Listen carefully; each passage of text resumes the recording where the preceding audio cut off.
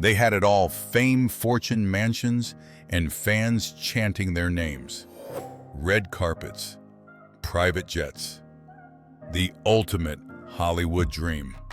Then came one mistake, one addiction, one fatal wrong turn, and just like that, everything collapsed. From million-dollar homes to shopping carts and cold sidewalks. These aren't movie scripts. These are real stars who fell harder than anyone could imagine. Grab your popcorn because this story gets crazy. Number 1. Margot Kidder. Margot Kidder could fly, or at least that's how it felt.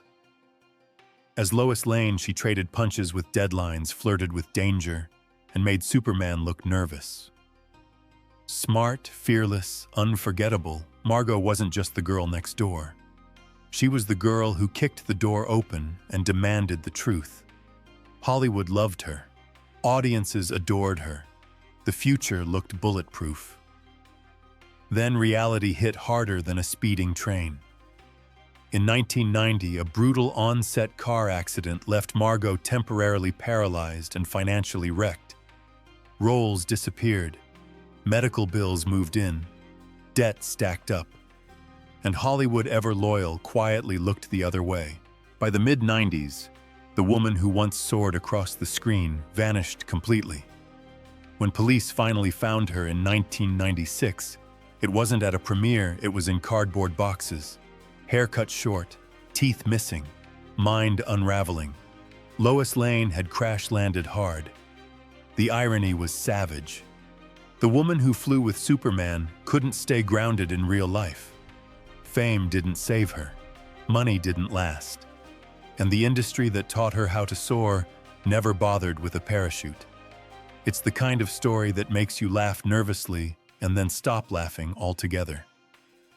But Margot wasn't finished. She fought back, moved to Montana, became an activist, found moments of peace far away from spotlights and scripts. Sadly, in 2018, the curtain closed for good. Hollywood taught Margot Kidder how to fly, but it also showed her just how far the fall could be. Number 2, Leif Garrett. In the late 70s, Leif Garrett wasn't just famous, he was wallpaper. Feathered hair, dreamy smile, and bubblegum pop blasting from every radio. Teen magazines loved him. Bedrooms worshipped him. If you were a teenage girl, chances were Leif's face was taped to your wall, silently judging your life choices. Fame, money, screaming fans, and he wasn't even old enough to order a drink. Then Hollywood did what it does best, handed the keys to a kid, and walked away. By the mid-80s, the hits dried up, the roles disappeared, and the party got real dark, real fast. Substances took center stage. Arrests followed like bad sequels no one asked for. And then came the crash, literally. A car accident left Leif's best friend paralyzed, a guilt heavier than any gold record he ever earned. The teen idol smile faded, replaced by mugshots that showed up more often than album covers. Years rolled on, and the downfall became a pattern. 2004, 2006, 2010. Different charges, same headline. His net worth sank faster than a one-hit wonders reunion tour. The kid who once made disco balls spin became a walking caution label. Proof that fame hits hard, but consequences hit harder. There's something darkly funny about it. The guy who once made hearts flutter, now making court appearances. But beneath the irony is a brutal truth. In Hollywood, youth is currency. Spend it fast, and when it runs out, nobody lends you change. Leif Garrett went from stage lights to street lights. A superstar who learned the hard way that not every encore deserves applause. Number 3. Lonnie Willison. Once upon a time, Lonnie Willison was living the ultimate California fantasy. Sun-kissed skin fitness model, abs, magazine covers, and a front-row seat on the Hollywood red carpet. Married to a Baywatch star, she didn't just look famous, she looked untouchable. Perfect smile, perfect body, perfect life. Or at least that's what the cameras wanted you to believe. But Hollywood doesn't do fairy tales. It does plot twists. After her split in 2014, the dream cracked, then shattered. Work vanished. Bills piled up. Mental health spiraled. And the same industry that once chased her suddenly developed amnesia. By 2016, the apartment was gone. The car was gone. The safety net. Turns out, it was never there. Fast forward a few years, and Lonnie isn't posing for photographers anymore. She's dodging them. The woman who once ruled red carpets now pushes a shopping cart through the streets of Santa Monica. Sunburned, missing teeth, almost unrecognizable. The cruel irony. The cameras never left. They just changed angles. In Hollywood, fame isn't forever, it's a rental. And the eviction notice comes fast. Number 4. Wesley Snipes. In the 1990s, Wesley Snipes wasn't just a movie star, he was the action genre. Abs sharp enough to cut glass swagger set permanently to cool, and a resume packed with hits like New Jack City, White Men Can't Jump, and Blade. The man made wearing sunglasses at night look like a career choice. Hollywood printed money, and Wesley cashed the checks like a vampire slayer cashing souls. But while he was hunting vampires on screen, one enemy was quietly sharpening its fangs backstage, the IRS. Between 1999 and 2004, Snipes reportedly earned around $40 million and paid exactly $0 in federal taxes. His defense: he claimed he was a non-resident alien. Bold strategy. Unfortunately, the tax court was not impressed by Blade lore. In 2008, the red carpet was replaced with a prison uniform 3 years behind bars and a tax bill that hit harder than any movie villain. When Wesley got out, the comeback wasn't loud. It was careful. Fewer interviews, smaller roles, and a newfound respect for paperwork. Turns out you can dodge bullets, swords, and sunlight, but not Uncle Sam. His story is funny in that, how did this even happen? A reminder that in Hollywood, you can fight monsters, save the world, and still lose everything by skipping the boring part like paying your taxes. Number 5. Corey Haim. In the late 80s, Corey Haim wasn't just famous, he was everywhere. Teen magazines, movie posters, bedroom walls, and the hearts of millions of screaming fans. With hits like Lucas, License to Drive, and The Lost Boys. Corey wasn't acting anymore. He was the teenage dream. While other kids worried about homework, Corey was getting over 2,000 fan letters a week. Hollywood had crowned its golden boy. But behind the smile was a nightmare nobody put on a poster. While the world saw a rising star, Corey was being introduced to substances way before he was old enough to drive. Fame came fast. Protection didn't. And as the years passed, the kid who ruled the box office became the cautionary tale parents warned their kids about. By 2001, Corey wasn't living in a mansion. He was living in a garage with his mom trying to edit a demo reel selling personal items just to buy pizza. At one point, he even tried selling clumps of his hair and a tooth on eBay. Yes, actual celebrity body parts. Limited edition, slightly haunted. It would be funny if it wasn't so heartbreaking. The charm never fully left, but the sparkle was gone. Hollywood moved on faster than a canceled TV pilot. When Corey Haim passed away in 2010 from pneumonia, the final insult came quietly. His family couldn't afford the funeral and had to ask for donations. The boy who once owned Hollywood's night sky burned too bright, too young, and far too fast. In this town, childhood stardom isn't a blessing, it's a countdown clock. And Corey's ran out way too soon. Number 6. Danny Bonaduce. In the 1970s, Danny Bonaduce had it all: fame, money, and a permanent seat on America's favorite TV family. As the red-haired wisecracker on the Partridge Family, He cracked jokes, stole scenes, and lived every kid's dream. Screaming fans hit show instant stardom. What could possibly go wrong? Short answer, everything. Behind that mischievous grin was chaos waiting for airtime. By the early 90s, Danny's life had flipped from sitcom to crime drama. In 1990, he flew to Florida to host an anti-drug event for kids and got arrested trying to buy drugs. You can't write irony like that. A year later, another arrest, assault, and robbery this time. His radio career tanked, Hollywood stopped calling, and the fame packed its bags. Then came rock bottom with a capital R. Danny ended up living in his car behind a dumpster near Hollywood Boulevard, literally sleeping steps away from his own star on the Walk of Fame. Tourists asked for autographs, while his entire life fit in the back seat. The laugh track was gone, replaced by garbage trucks and regret. But here's the twist Hollywood loves. Danny didn't stay there. He got clean, got help, and slowly rebuilt his life joke by joke.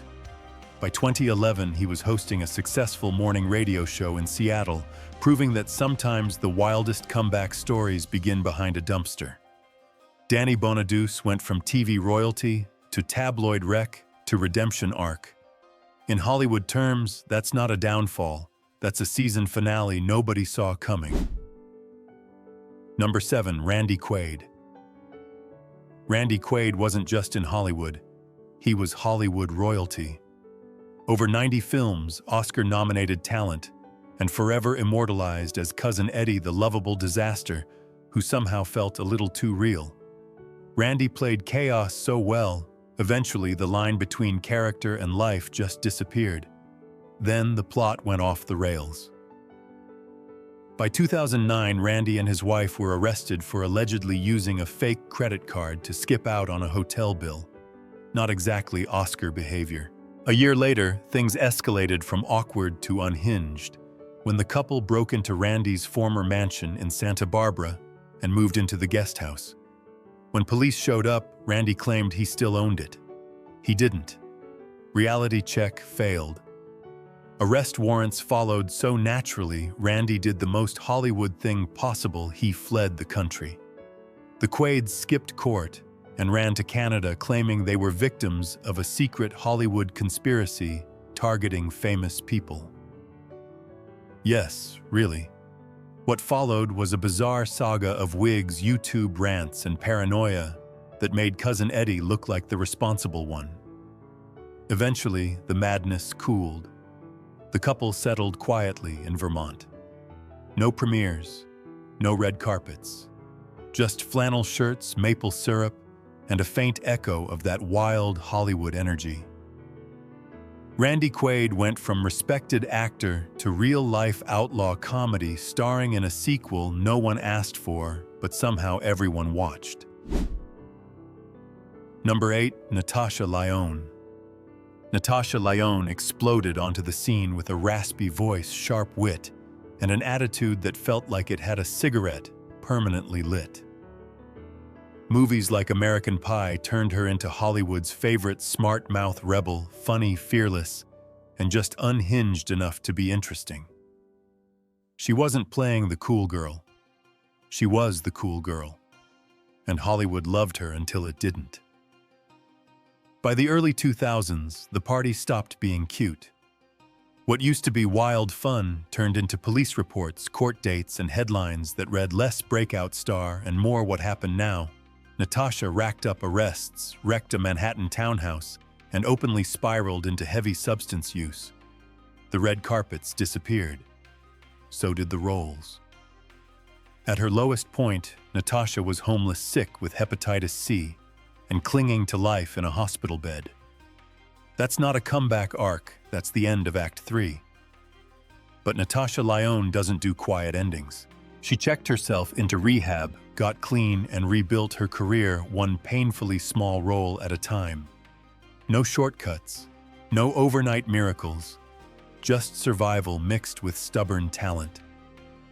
Slowly, the industry remembered what it lost.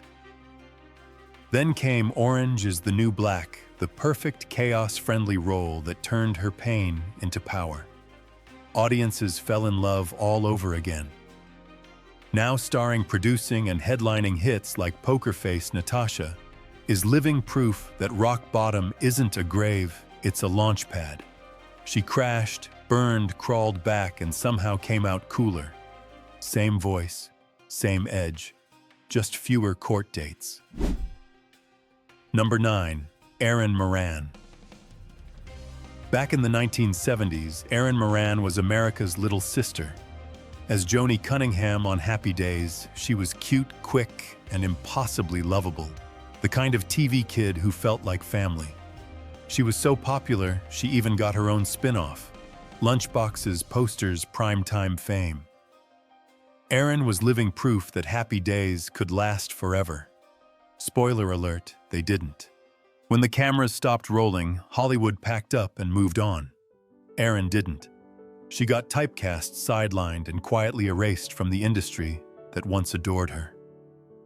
While reruns kept making money, Erin struggled to find work, slipping further into depression. By 2010, the former sitcom sweetheart wasn't living in a mansion.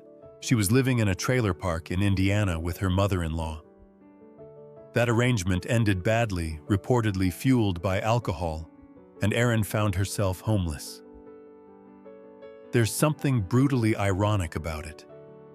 Millions of people grew up watching Erin smile through a laugh track, while off-screen her life was falling apart in silence.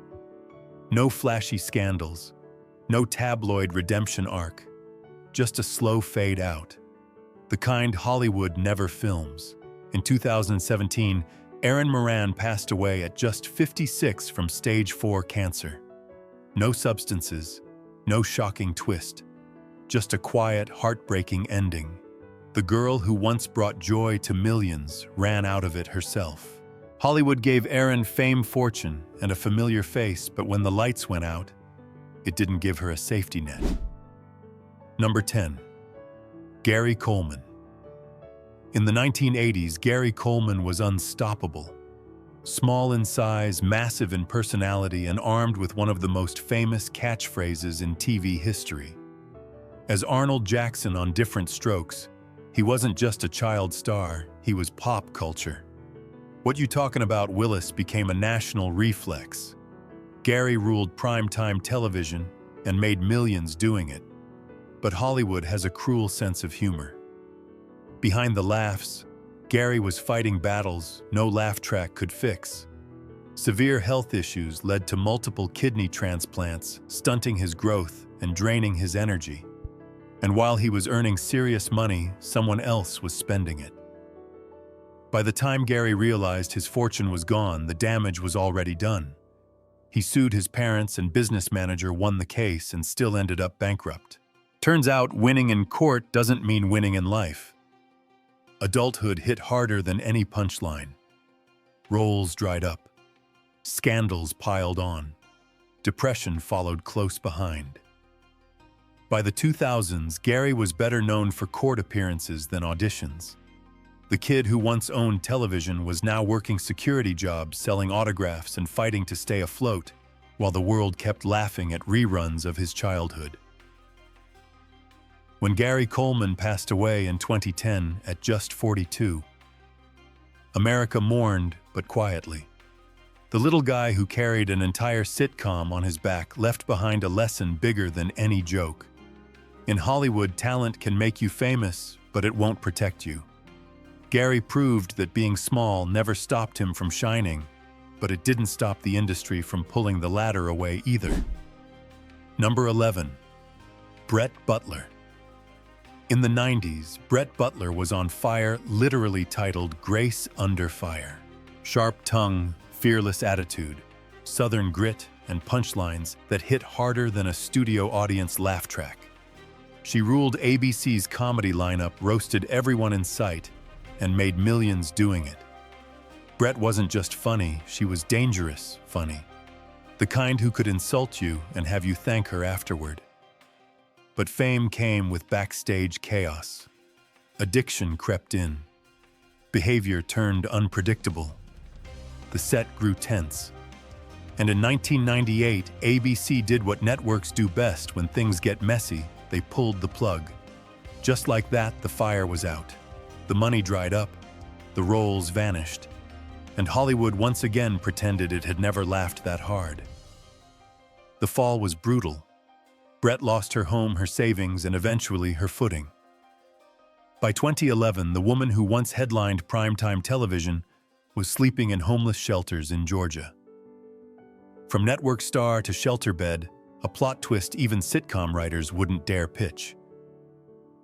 There's a dark humor to it. The queen of punchlines now living without a punch clock or a safety net. But Brett didn't quit. She clawed her way back with small roles, bit parts, and pure stubborn survival. Then 2020 hit. The pandemic shut everything down, rent piled up again, and friends had to launch a GoFundMe to keep her housed. $12,000. That's what fame was worth at the end of the line. Number 12, Aaron Carter. Aaron Carter was pop stardom on fast forward. At just 9 years old, he was selling 1 million albums, dancing across stadium stages, and riding shotgun in his brother Nick's boy band Orbit. Aaron's Party Come Get. It wasn't just a song, it was a sugar rush with frosted tips. Fame, money, screaming fans. Childhood optional. But fame burns hot when you light it that early. As the years passed, the bubblegum pop faded and reality hit hard. The hits stopped, the headlines didn't. Family feuds spilled into public view, lawsuits replaced record deals, and Aaron accused his own mother of draining his fortune. Bankruptcy followed. So did addiction, mental health struggles, and a social media spiral that felt more like a cry for help than a comeback tour. Aaron tried to stay relevant, new music, new looks, new chaos. But instead of selling out arenas, he was selling adult content online just to keep the lights on. Behind the bravado was a kid who grew up under a spotlight with no off switch. Thinner, louder, desperate to be seen again, Aaron was fighting ghosts from a childhood he never really got to live. On November 5, 2022, the music stopped for good. Aaron Carter was found dead in his bathtub at just 34 years old, the result of a dangerous mix of substances and drowning. A tragic full stop to a story that began with a child's dream and ended as a Hollywood cautionary tale. Aaron threw the ultimate party, but never got to see how it ended. In showbiz, growing up too fast isn't a shortcut. It's a trap. Number 13. John Drew Barrymore. John Drew Barrymore was born Hollywood royalty. Son of legendary actor John Barrymore, father of future superstar Drew Barrymore, the spotlight was practically written into his DNA. With early roles in films like High Lonesome and The Sundowners, it looked like the Barrymore legacy was safe. Hollywood expected another icon. What it got was a walking plot twist. Instead of embracing fame, John seemed determined to wrestle it into submission, usually after a few drinks. By the late 50s, his off-screen drama was stealing more attention than his movies. Arrests, public fights, a hit and run. While intoxicated, his personal life became a mess Hollywood didn't want to clean up. Roles vanished. So did patience. So John did what disgraced actors often do, he ran. He fled to Italy, grew a beard, and tried to reinvent himself as a mysterious expat artist. Spoiler alert, it didn't work. When he returned to Los Angeles, things only got stranger. John disappeared for years, living like a ghost with a famous last name. Friends called him the Ghost Barrymore, haunting the family legacy without ever owning it. By the early 2000s, John was broke, sick, and alone. And then came the unexpected twist. His daughter Drew, who had survived her own very public Hollywood meltdown, stepped in. She paid his bills, cared for him, and made sure his final chapter had dignity, not headlines. John Drew Barrymore passed away in 2004. He never became the legend Hollywood expected, but his story proved something quietly powerful. Even in the most dramatic families in show business, redemption doesn't always come with applause. Sometimes it comes with forgiveness. Number 14. Willie Ames. In the late 70s, Willie Ames was living the all-American TV dream. Teen idol hair boy, next-door charm, and starring roles on 8 is Enough and Charles in Charge. He was on magazine covers, making over $1 million a year, and smiling like life came with a laugh track. Hollywood handed him fame early and assumed he'd figure out the rest on his own. Big mistake. As fast as Willie rose, he crashed. Roles dried up. The applause faded. Alcohol and substances filled the silence where scripts used to be. A messy divorce followed, then financial ruin. Before long, the former teen heartthrob was sleeping under bushes and in parking garages, counting spare change for gas money. From primetime television to literally nowhere to be, that's not a career dip, that's a free fall. The irony: fans still remembered him. Hollywood didn't.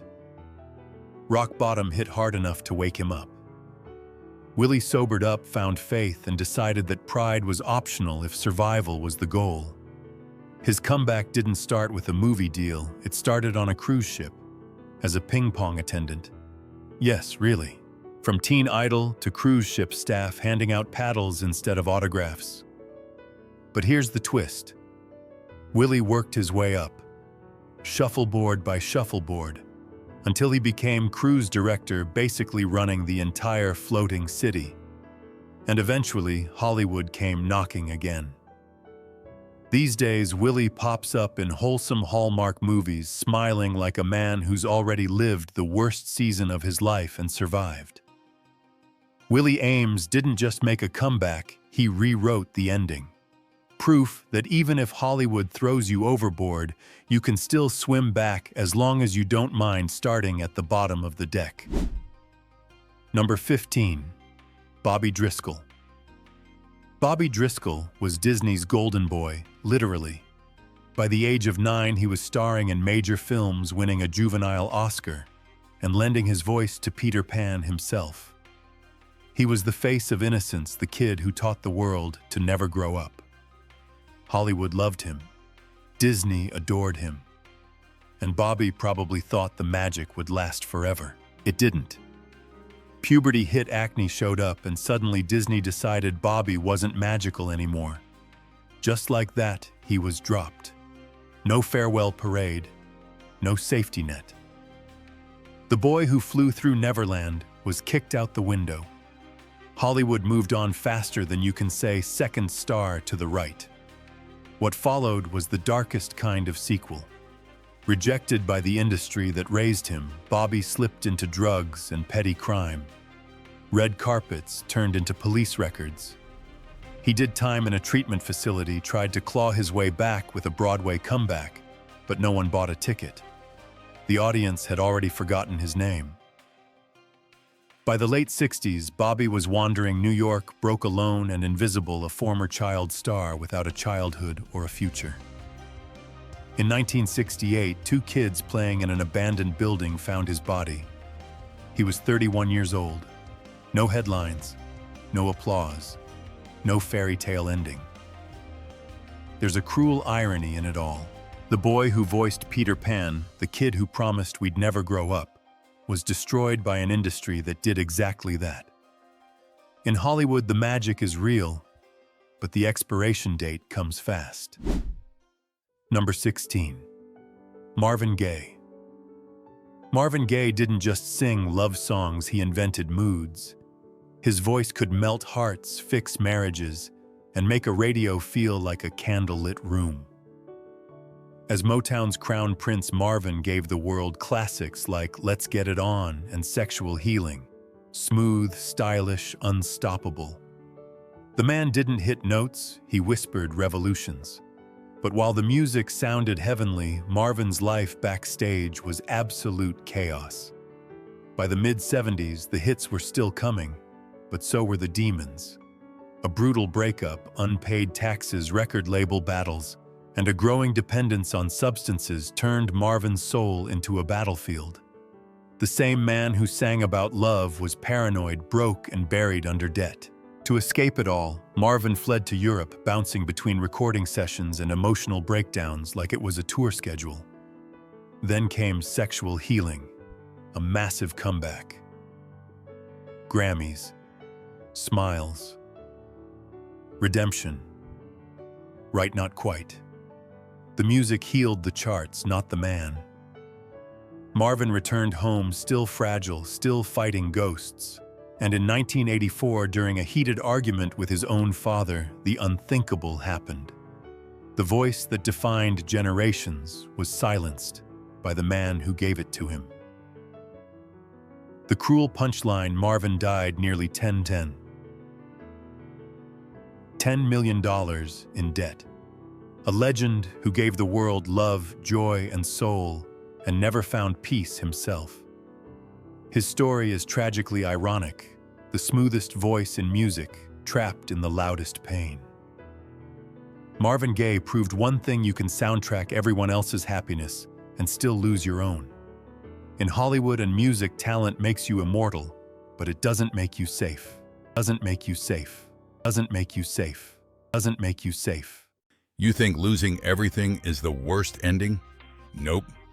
Because some celebrities didn't just fall, they destroyed themselves. Number 1, Kim Basinger. At her peak, Kim Basinger wasn't just famous, she was Hollywood royalty. Drop-dead gorgeous, Oscar-winning talent, and starring in massive hits like Batman, she had the kind of fame that usually comes with a lifetime financial cushion. Keyword, usually. Instead of stocks, bonds, or literally anything sensible, Kim decided to invest her money in something bold, and by bold, we mean buying an entire town. Yes, a whole town in Georgia. The plan: turn it into a tourist paradise. The result: a fast and painful way to lose $20 million. Turns out running a town is slightly harder than starring in movies. But wait, the plot thickens. Around the same time, Kim found herself tangled in a brutal lawsuit over the film Boxing Helena. She had verbally agreed to star in it, then walked away when the script changed. The studio did not walk away quietly. She was sued for $8.1 million, and even after the judge cut the amount nearly in half, the damage was already done. Between the failed town takeover and the courtroom chaos, Kim Basinger filed for bankruptcy in the early 90s. One of the most recognizable faces in Hollywood was suddenly buried in debt, all because she trusted a handshake deal and thought real estate meant owning a town.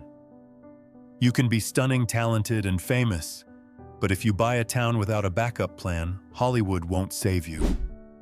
Number 2, Burt Reynolds. Back in the 70s and 80s, Burt Reynolds wasn't just a movie star, he was the movie star. With smash hits like Smokey and the Bandit and the Cannonball Run, Burt became one of the highest-paid actors on the planet, stacking up a fortune of around $60 million. And boy, did he spend it like he expected, the checks to roll in forever. Multiple luxury homes, check. Custom cars, of course. A private jet, a helicopter, 150 horses, and for reasons known only to Burt, about $100,000 worth of wigs. But surprisingly, all that wasn't what knocked him out financially. The real villain of this story. Restaurants. Specifically, a chain called Po Folks. Burt's business manager somehow convinced him this was a brilliant investment. It was not.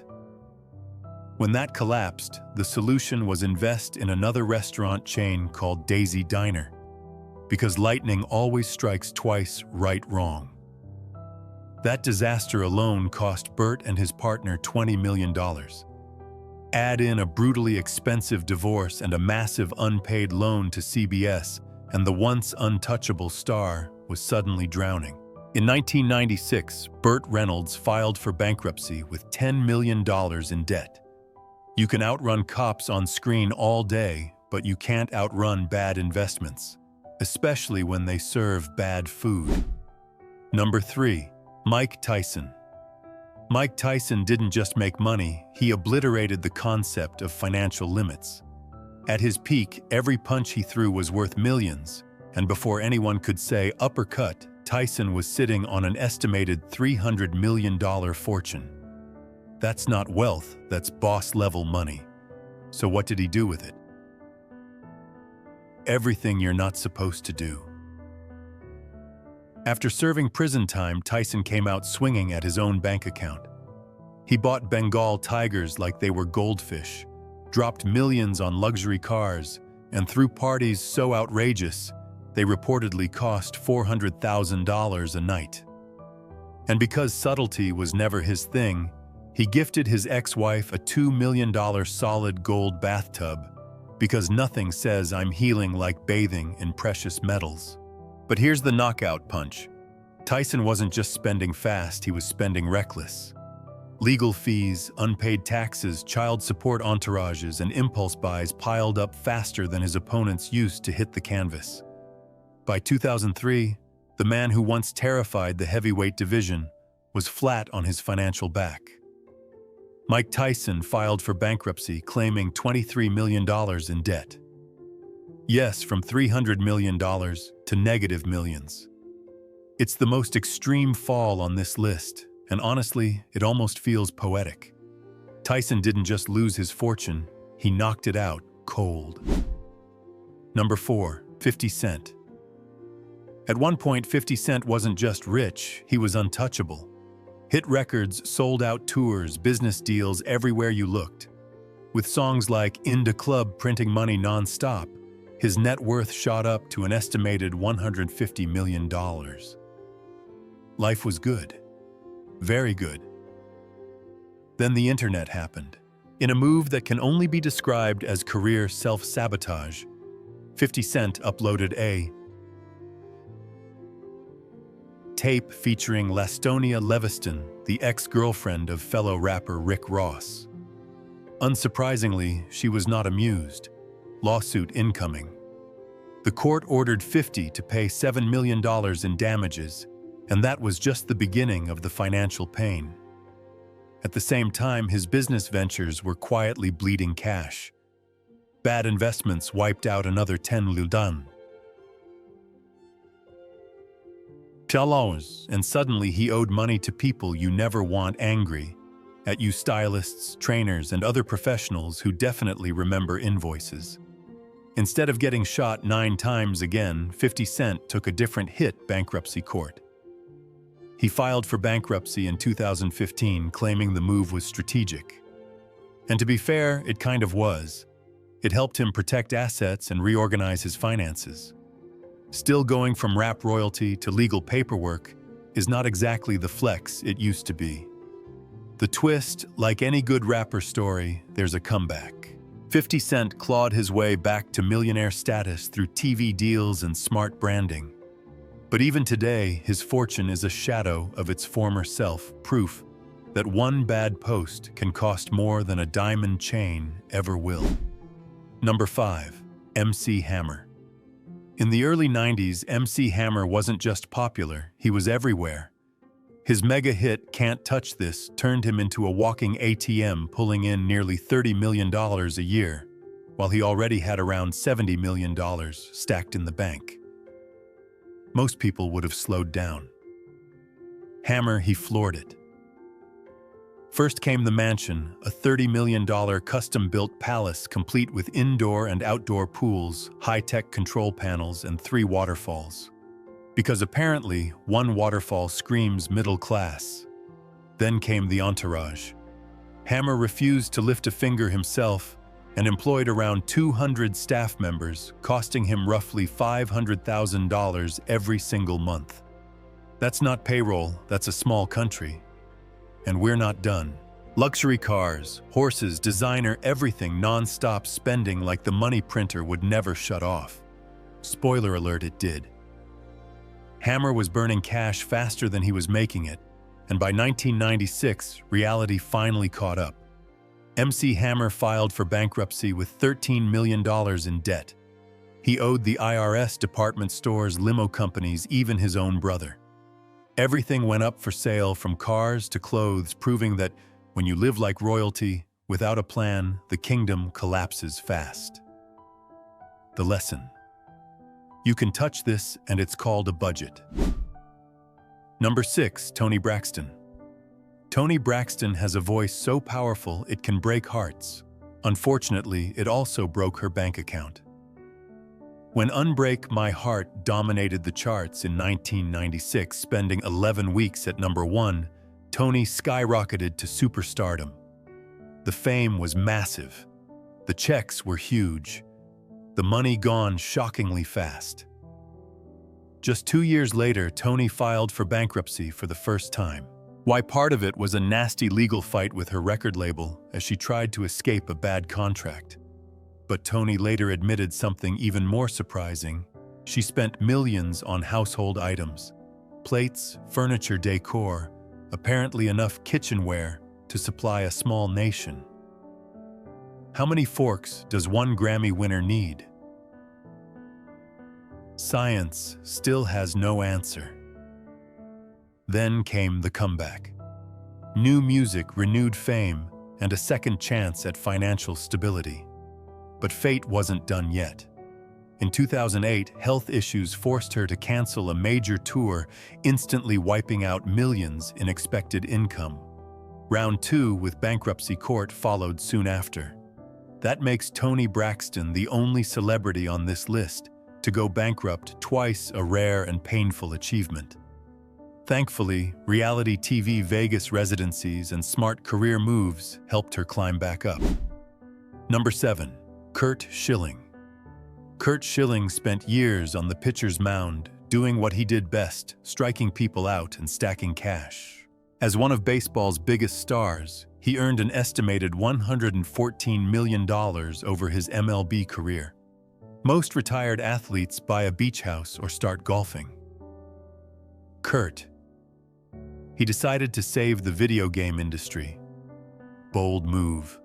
Terrible idea. After retirement, Schilling founded a video game company called 38 Studios.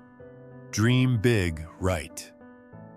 The problem was money, because making video games is expensive, and apparently spreadsheets are not as fun as fantasy worlds. When investors didn't bite, Curt went all in with $50 million of his own money. Still not enough. No worries. He secured a $75 million loan from the state of Rhode Island, plus millions more from private investors. What could possibly go wrong? Everything. Bad deals, missed deadlines, and financial chaos followed. The studio collapsed spectacularly, leaving behind unpaid workers, furious investors, and a financial crater large enough to be seen from space. By the time the dust settled, Schilling wasn't just broke, he was historically broke. Curt Schilling filed for bankruptcy, buried under $150.7 million in debt. That's not a typo.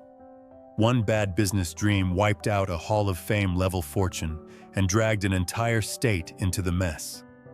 The irony: Schilling built his baseball career on precision, discipline, and strategy. But in business, he swung for the fences and struck out harder than anyone on this list. Number 8. Donald Trump. Donald Trump loves the image of the self-made billionaire, the deal-making genius who never loses. The reality.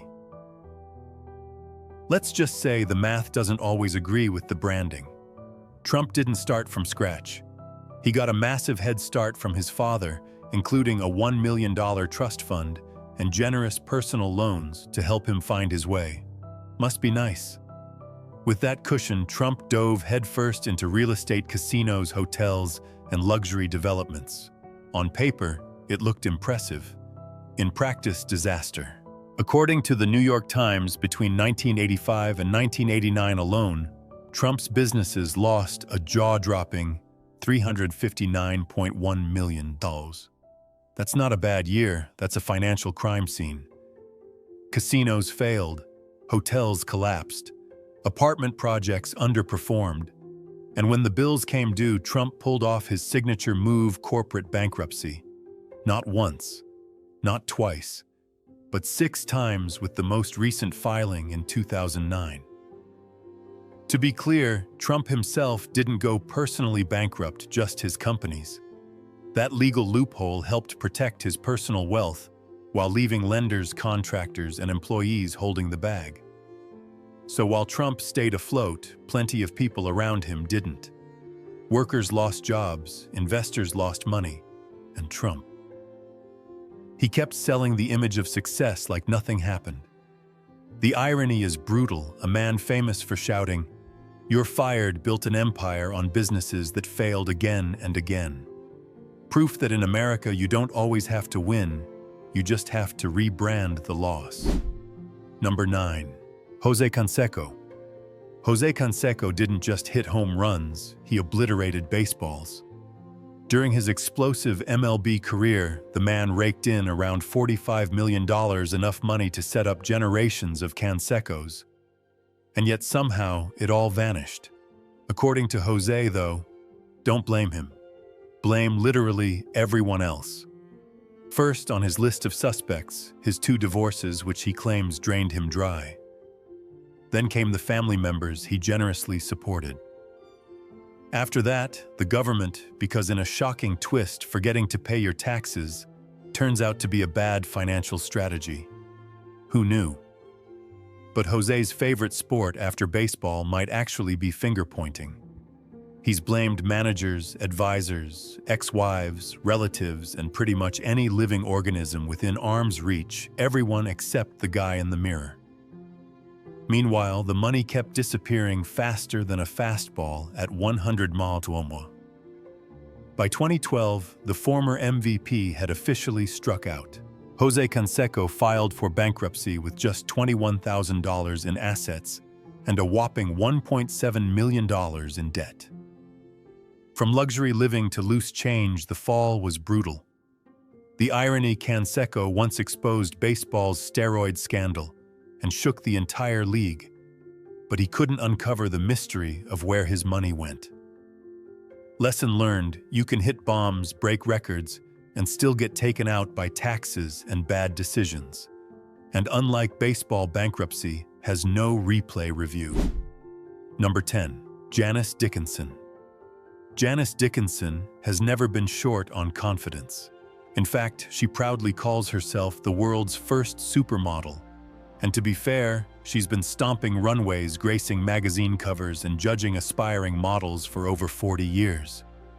You'd think that kind of longevity would come with a solid bank account. You'd be wrong. Despite decades in fashion and reality TV fame from America's Next Top Model, Janice somehow managed to strike a pose straight into bankruptcy court. In 2013, she filed for bankruptcy, claiming she had just $19,000 in assets. That's not even handbag money in her world. Meanwhile, her liabilities totaled around $1 million. Ouch. The real killer: taxes. Lots of them.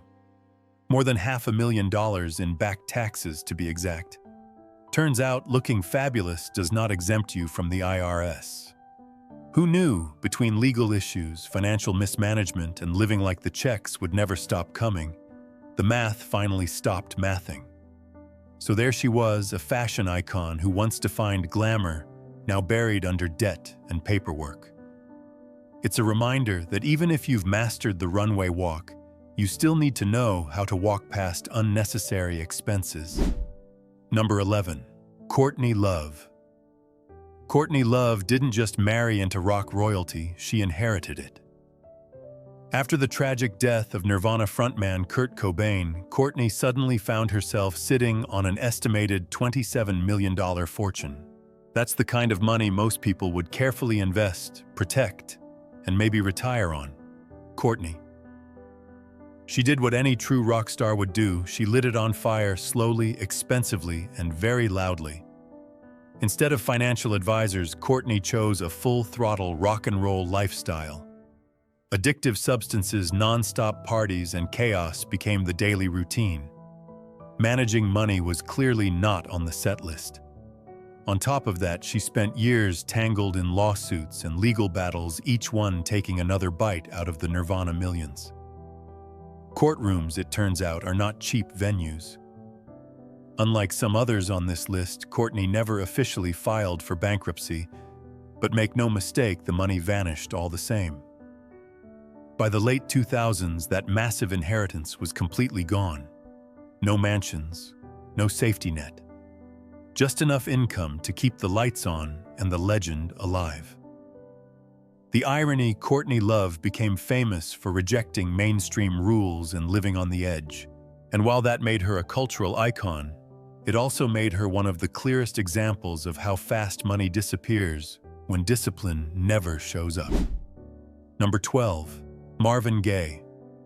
Marvin Gaye didn't just sing soul, he defined it.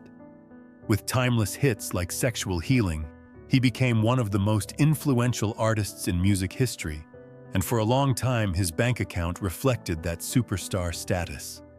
Money was flowing, fame was global, and Marvin lived generously, sometimes a little too generously.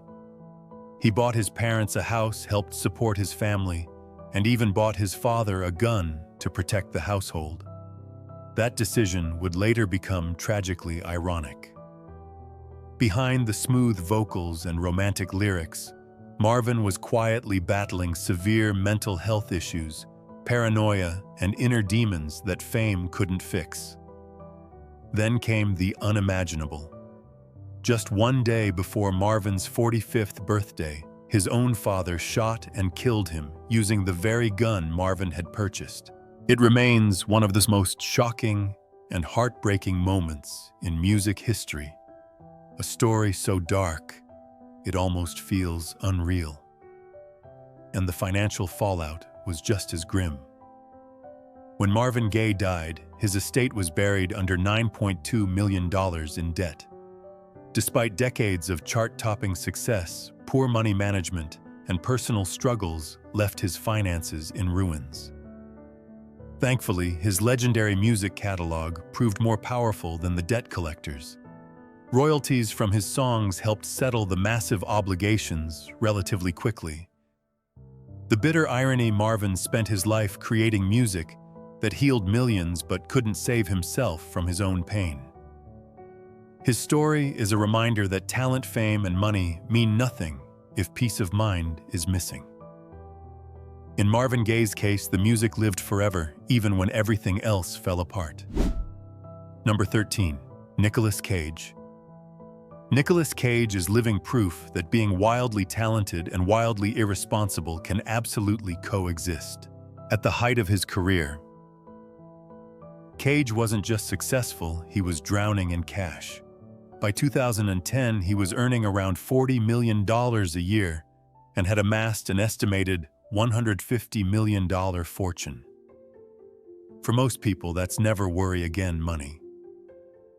For Cage, that was, let's get weird money. And weird he got. Nicolas Cage went on one of the most unhinged shopping sprees Hollywood has ever seen. He bought multiple luxury homes, including a $25 million mansion in Newport Beach, a haunted house in New Orleans, 2 European castles, and because why not his own private island in the Bahamas. Still not satisfied, Cage decided to decorate these properties with things like a $150,000 pet octopus and a $270,000 dinosaur skull.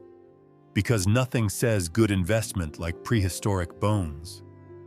But the party stopped when reality showed up in the form of unpaid property taxes. Lots of them. The IRS does not care how many Oscars you've almost won. Cage was forced to sell off assets at massive losses, and suddenly the man who once had castles was scrambling for liquidity. Unlike many others on this list, Cage didn't fully crash and burn. Thanks to a late career resurgence and non-stop acting gigs, he managed to claw his way back to financial stability. Still, the lesson remains clear: when you treat money like a prop in a Nicolas Cage movie, it's bound to disappear dramatically. In the end, Cage survived, but his wallet definitely went through a horror film first. Number 14. Larry King. Larry King feels like one of those people who's always existed.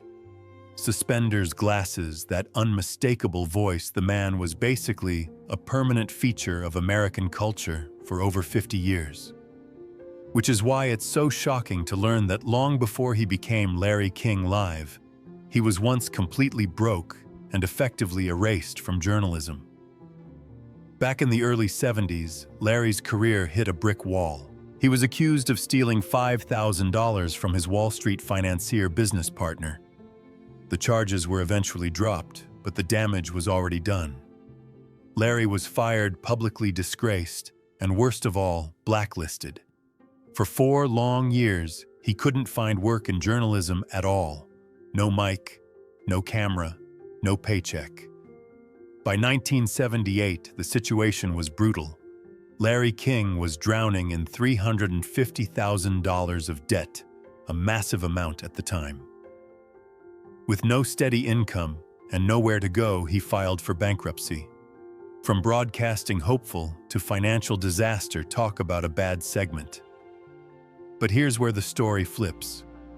Instead of disappearing, Larry clawed his way back. Radio gigs turned into TV appearances, which eventually turned into one of the most iconic talk shows in history. He interviewed presidents, celebrities, dictators, basically everyone with a pulse and a headline. The irony: one of the calmest, most composed men on television once had his life completely implode behind the scenes. Proof that even the most normal-looking celebrities have chaos hiding in their past. Lesson learned: you can lose your money, your job, and your reputation. But if you survive long enough, you might just end up interviewing everyone who doubted you. Number 15. Stephen Baldwin. Stephen Baldwin has one of those Hollywood resumes that looks way more impressive than his bank account turned out to be. He starred in cult classics like The Usual Suspects and Born on the 4th of July. And for a while, life seemed comfortably A-list adjacent. These days, though, many people know him best as Justin Bieber's father-in-law, which makes what happened next even more awkward. Despite years in movies and plenty of industry connections, Stephen managed to completely run out of money. In 2009, he officially filed for bankruptcy, revealing he was buried under $2.3 million in debt. That's not Hollywood broke, that's courtroom paperwork broke. So where did the money go? A mix of bad financial decisions, unpaid taxes, and legal issues that stacked up quietly while the cameras weren't rolling. Unlike the flashier bankruptcies on this list, Stephen's downfall wasn't about tigers, gold bathtubs, or wild parties. It was death by 1,000 boring bills. And honestly, that might be even worse. It took him nearly 10 years to climb out of that financial hole. A full decade of repayments, restructuring, and learning the hard way that supporting a celebrity lifestyle without blockbuster paychecks is like trying to surf without waves. The lesson here is simple: fame by association doesn't pay the bills. You can act in iconic films, marry into pop star royalty, and still end up completely broke if your finances are running the show instead of you. In Hollywood, talent gets you noticed, but math always gets the final say. Number 16. Randy Quaid. With roles in massive hits like Independence Day and National Lampoon's Christmas Vacation, Randy Quaid looked like the kind of actor who'd never have to check his bank balance again. Big movies, big paychecks, big career. So how did he end up on a list about going broke? Buckle up, this one gets weird. Instead of quietly enjoying his fortune, Randy spent years doing the opposite. He racked up huge hotel bills, skipped out on payments, and repeatedly found himself on the wrong side of the law. But according to Randy and his wife, none of this was accidental. They claimed they were deliberately burning through money to escape something called the Hollywood star whackers. And no, that's not a movie pitch. According to Randy, the star whackers are a secret underground cult that famous actors to steal their wealth. Their solution: stay broke so no one wants to assassinate you. Honestly, points for creativity. While the conspiracy theory made headlines, Randy's finances quietly collapsed. Legal troubles, unpaid bills, and constant running from authorities drained his fortune. Though he hasn't officially declared bankruptcy, his net worth has reportedly fallen to under $1 million, which coincidentally makes him a very unlikely target for any elite assassin cult. The tragic comic irony: Randy spent decades pretending to be ridiculous characters on screen, only to become one in real life. Whether you believe his theory or not, the outcome is the same: a once bankable Hollywood actor now scraping by. Number 17, Aaron Carter. Aaron Carter's story is the ultimate too much, too young Hollywood cautionary tale. As a kid, he wasn't just famous, he was a money-printing machine. Riding the wave of teen pop fame and connections to his brother's mega success, Aaron claimed he had earned an eye-watering $200 million before turning 18. At that age, most people are worried about homework. Aaron was allegedly worrying about millions. So where did it all go? According to Aaron, the answer is simple: his parents. He has repeatedly claimed that while he was a teenager, his parents completely mismanaged his finances, burning through his fortune while he was too young to control it himself. By the time he was old enough to take charge, the money was already gone. In 2013, reality hit hard. Aaron Carter filed for bankruptcy, revealing a brutal contrast: only $8,000 in assets, but a staggering $3.5 million in debt. That's not fell off a little broke, that's full financial freefall. Taxes, legal issues, and years of spending without oversight finally caught up to him. By 2014, Aaron managed to pay off most of the debt, but the damage was permanent. His net worth today sits at just a few $100,000, nowhere near the fortune he once had. From child star millionaire to scraping for stability, the fall was dramatic and heartbreaking. Fame doesn't come with a financial instruction manual, and when adults fail to protect a child, star's money, the bill eventually lands on the kid. In Aaron Carter's case, the cost was almost everything.